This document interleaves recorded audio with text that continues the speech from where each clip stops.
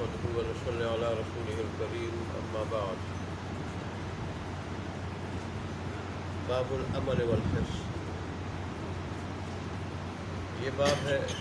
عمل اور حرص کے بیان میں۔ دو لفظ ہے کہ عمل حمزہ کے ساتھ، اگر کتاب میں عمل لکھا ہے، کتاب میں کتابت کی غلطیاں ہیں، اگر ہے حمزہ کے ساتھ عمل، اور ایک ہے حرص۔ عمل کسے کہتے ہیں؟ عمل کہا جاتا ہے ان دنیاوی آرزوؤں تمناؤں کو کہ جو انسان کی دنیاوی ترقی، خوشحالی، جاہ و منصب اور مال کے حصول کے بارے میں ہوتی، دنیاوی منصوبوں کے بارے میں، دنیاوی منصوبوں کے بارے میں جو آرزویں اور تمنائیں ہوتی ہیں اور اس کے خیالی منصوبے ہوتے ہیں، ان کو کہا جاتا ہے عمل، حمزہ کے ساتھ۔ اور حرص یہ اچھے ارادوں، اچھی تمناؤں، اچھی آرزوؤں، ان کو بھی کہا جاتا ہے، ان پہ بھی اس کا اطلاق ہوتا ہے، اور بری تمناؤں، بری آرزوؤں، اور اسی طرح نفسانی خواہشات کی آرزوؤں اور اس کی تکمیل کے منصوبوں کو بھی کہا جاتا ہے۔ تو حرص میں دونوں پہلو پائے جاتے ہیں، اچھے بھی اور برے بھی۔ جیسے رسول اللہ صلی اللہ علیہ وسلم کو خطاب ہے ان تحرص علی ہداہم، اگر آپ سارے کافروں کے بارے میں یہ چاہتے ہیں، یہ آپ کی آرزو ہے، یہ تمنا ہے کہ سارے کے سارے ہدایت پہ آ جائیں، تو یہ نہیں ہو سکتا۔ دنیا میں سارے کے سارے ایک دن پہ آ جائیں، ہدایت پہ آ جائیں، یہ نہیں ہو سکتا۔ یہ میری حکمت کے خلاف ہے، اس لیے کہ دارالامتحان ہے، دارالامتحان ہے، دارالآزمائش ہے، دارالامتحان ہے، دارالعمل ہے۔ میں نے یہاں ہر انسان کو عقل بھی دی ہے، اختیار بھی دیا ہے، شعور بھی دیا ہے، تو اس عقل اور اختیار کے ذریعے، شعور کے ذریعے، عقل کے ذریعے جس راستے کو چاہے اپنائیں، لیکن دونوں راستے میں نے واضح کے ذکر کر دیے، اس راستے کا انجام اچھا ہوگا، اس راستے کا برا ہوگا۔ تو اس کا اطلاق دونوں پہ ہوتا ہے۔ اگر یہ نیک تمناؤں اور مطلب ہے کہ نیکیوں پر، اللہ کی اطاعت پر، عبادت پر، نیک اعمال کے بارے میں آرزو کی جائے، حرص کی جائے، اس لفظ کے ساتھ کہوں حرص کی جائے، تو یہ انتہائی اچھی بات ہے۔ جیسے رسول اللہ صلی اللہ علیہ وسلم نے فرمایا کہ خوشخبری ہے اس مومن کے لیے جس کو لمبی عمر مل جائے اور اس میں وہ آخرت کی تیاری کرے، نیک اعمال کرے، اس کے لیے خوشخبری۔ اور رسول اللہ نے فرمایا اگر مجھے اگلے سال میں زندہ رہا تو میں 10 محرم کے ساتھ 9 محرم کا روزہ بھی، 9 محرم کا روزہ بھی میں رکھوں گا۔ یہ دیکھیں نیکی کی کیا تھی؟ آرزو کی، تمنا تھی۔ تو حرص دونوں کے لیے بولا جاتا ہے۔ اور اگر یہ دنیاوی چیزوں کے لالچ، نفسانی خواہشات کی پیروی اس میں ہو تو یہ پھر انتہائی بری چیز ہے۔ تو بہرحال یہ تو ان دو لفظوں کے بارے میں کچھ تفصیل تھی۔ آگے پھر حدیث لائے ہیں۔ حدیث کیا ہے؟ عن عبداللہ بن مسعود رضی اللہ تعالیٰ عنہ قال خط النبی صلی اللہ علیہ وآلہ وسلم خطا مربعا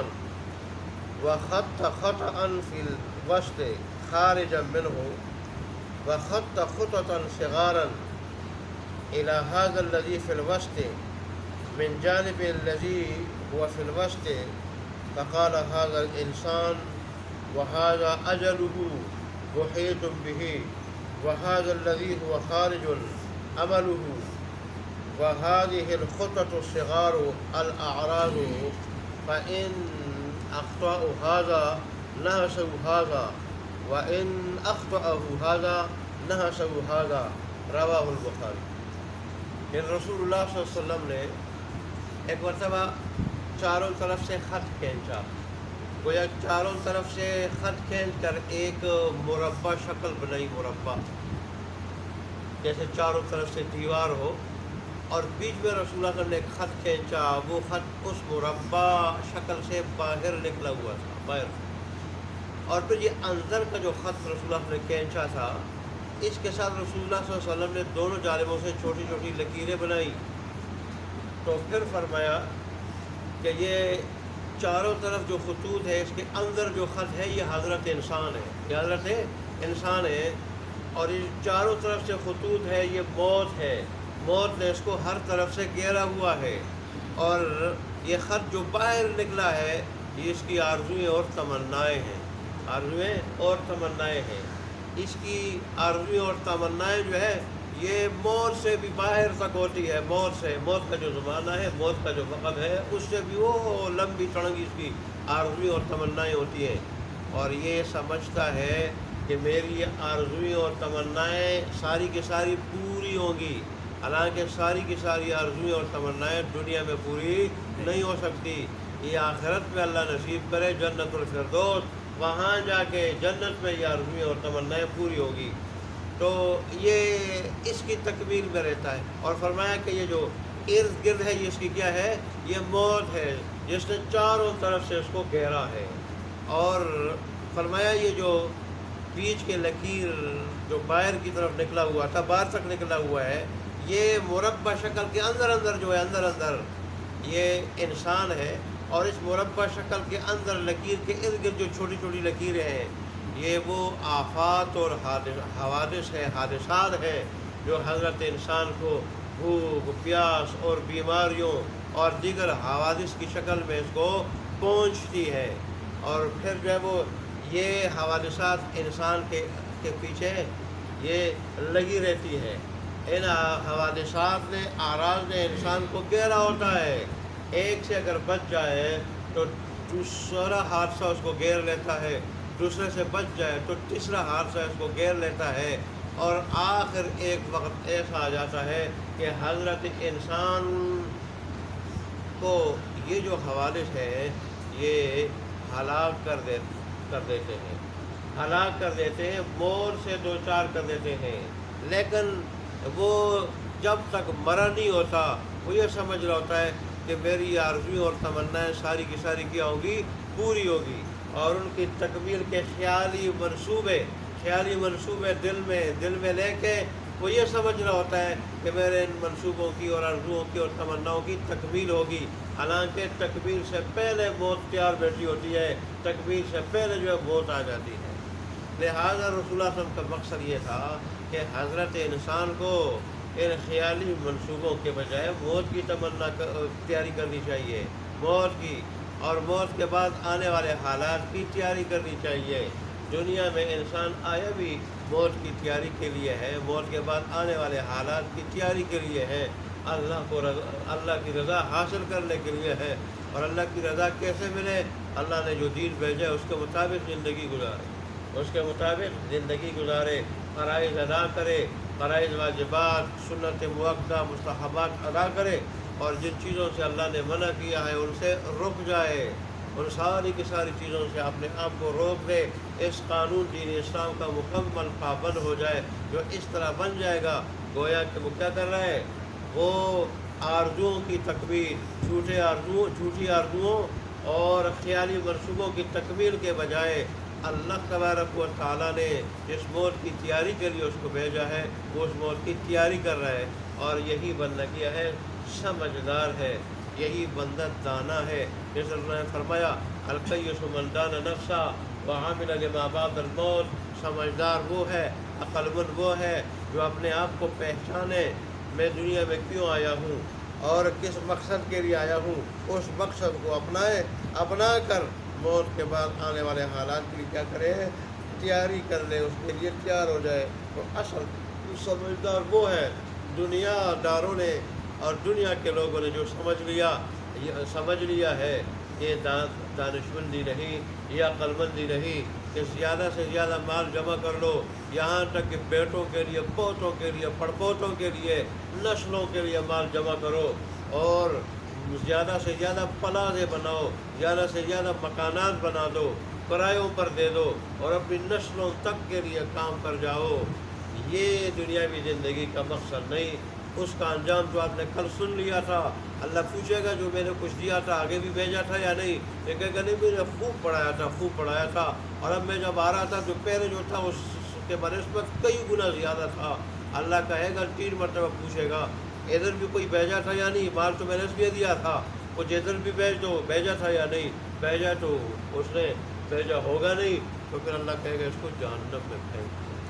اللہ تبارک و تعالی ہمیں اس دن سے بچائے، اللہ ہمیں مکمل دین پہ چلنے کی توفیق عطا فرمائے۔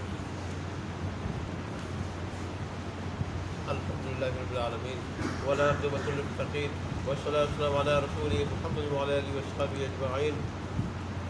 ربنا ظلمنا انفسنا وان لم تغفر لنا وترحمنا لنكونن من الخاسرين۔ ربنا آتنا في الدنيا حسنة وفي الآخرة حسنة وقنا عذاب النار۔ اللهم انك عفو كريم تحب العفو فاعف عنا مولانا۔ اللهم انا نعوذ بك من فتنة المحيا والممات۔ اللهم انصر الاسلام والمسلمين، اللهم اعز الاسلام والمسلمين، اللهم انصر من نصر دين محمد صلى الله عليه وسلم واجعلنا منهم، اللهم اخذل من خذل دين محمد صلى الله عليه وسلم ولا تجعلنا منهم۔ اللہ تبارک و تعالی ہمارے ٹوٹا پھوٹا سننا اور سنانا اور ٹوٹی پھوٹی نماز کو اپنی بارگاہ میں قبول منظور فرما، اور اس میں جو اجر ثواب آپ نے مقدر فرمایا ہے وہ ہمیں نصیب فرما۔ اللہ تبارک و تعالی آپ سے لے کے مرتدم تک ہمیشہ کے لیے ہمیں اپنے دین کی باتیں سننے اور سنانے کی، اور پھر اس پر 100% مکمل اخلاص کے ساتھ 100% مکمل عمل کرنے کی توفیق عطا فرما۔ اللہ تبارک و تعالی اس مجلس کو ہماری نجات کا ذریعہ بنا دے، ایسی نجات کو پھر کبھی پکڑ نہ ہو۔ اللہ تبارک و تعالی ہمیں دنیا آخرت دونوں کی خوشیاں نصیب فرما، دونوں کی مصیبتوں سے بچا، پھر آخرت کی خوشیاں ابتدائی سے نصیب فرما، پھر آخرت کی مصیبتوں سے ابتدائی سے محفوظ فرما دے۔ اللہ تبارک و تعالی جتنے بھی بیمار ہیں تمام بیماروں کو شفاء کاملہ عاجلہ مستمر عطا فرما، جو پریشان حال ہے ان کی پریشانیوں کو دور فرما، جو مقروض ہے ان کو قرضوں سے نجات دے دے، خصوصاً درس والے ساتھیوں میں سے اور ان نمازی حضرات کے رشتہ داروں میں سے، نمازی حضرات میں سے، یعنی کہ رشتہ داروں میں سے، اللہ تبارک و تعالی کے متعلقین میں سے، اولاد میں سے، گھر والوں میں سے، جملہ رشتہ داروں میں سے کوئی بیمار ہے، کوئی پریشان حال ہے، کوئی مقروض ہے تو ان کو ان مصیبتوں سے نجات دے دے۔ اللہ تبارک و تعالی ہمیں دنیا آخرت دونوں کی خوشیاں نصیب فرما، دونوں کی مصیبتوں سے بچا، ہم سے راضی ہو جا، ایسا راضی ہو جا کہ پھر کبھی ناراض نہ ہو، ہماری دعاؤں کو قبول منظور فرما۔ آمین یا رب العالمین یا حی یا قیوم۔ ربنا تقبل منا انک انت السمیع العلیم وتب علینا انک انت التواب الرحیم، وصلی اللہ تعالی علی خیر خلقہ محمد وعلی آلہ وصحبہ اجمعین برحمتک یا رب العالمین۔